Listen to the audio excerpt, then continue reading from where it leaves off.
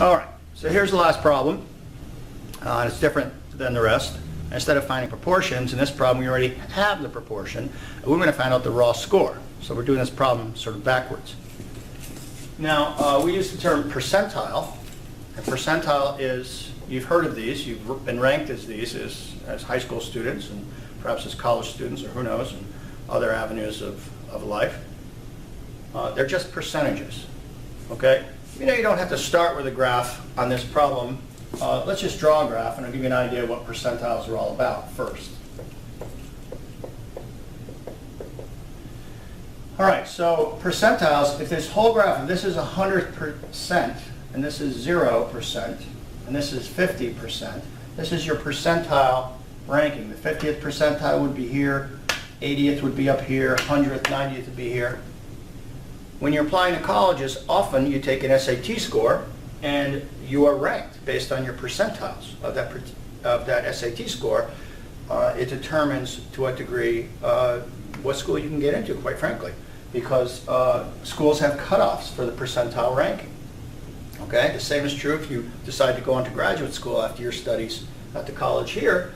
There's something called a graduate record exam. You have to take that. You're ranked with the nation. And some schools make decisions on your acceptability based on those rankings. So those are what percentiles are. So in this problem, we still have a mean of 71, a standard deviation of 14. What score, what raw score is equivalent to the 88th percentile? That's basically what it's asking, the 88th percentile. So if this is the 50th, the 88th percentile is somewhere over here, roughly.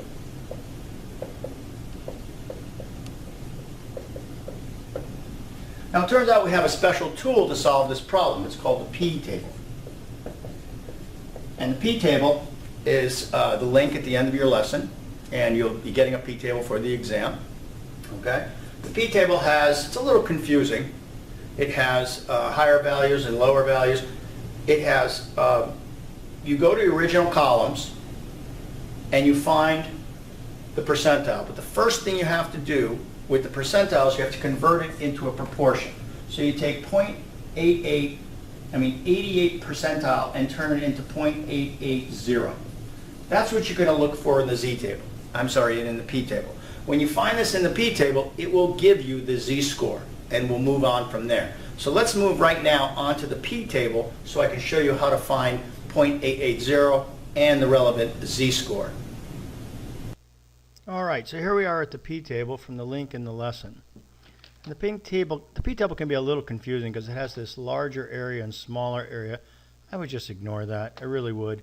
Just find the 0.880 somewhere in the larger or smaller area. It's only going to be in one spot. So let's scroll down. And it looks like we're getting close. There it is right there. 0.880. So here is the z-score. 1.1750. So make a note of that. We're going to need that to solve for the raw score. But that's what we're looking for. We start at the p-table. We convert the percentile into z-score.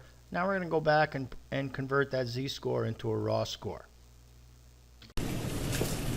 Okay, now we're back from the p-table, and we found out that 0.880 equals a z-score of 1.175. All right, that's great. That's still not our raw score. This is a z-score. So what we want to do is use this formula right here to convert it to a z-score, to a raw score. A raw score equals the z-score times the standard deviation plus the mean. So sometimes this is written S first and then Z plus the mean, but the point is you have the z-score times the standard deviation plus the mean. So now we have everything we need to solve this problem. We have the z-score, which we just got from the p-table, 1.175. We multiply by the standard deviation, which is 14, and then we add the mean, which is 71. When you do that, you come up with an answer of 87.45. So that is the answer to our question. 87.45 is the raw score that is equivalent to 88% or the 88th percentile. Now, let me give you one warning on this. The p-table is absolute, doesn't have negatives in it, but of course, because the normal curve is symmetrical, you have to know that any percentile on this side, less than 50, is going to be a negative z-score. So if I asked you to calculate the 20th percentile, the 20th would be over here somewhere, and you get a z-score of who knows what it is, a z-score of 1.84, something like that.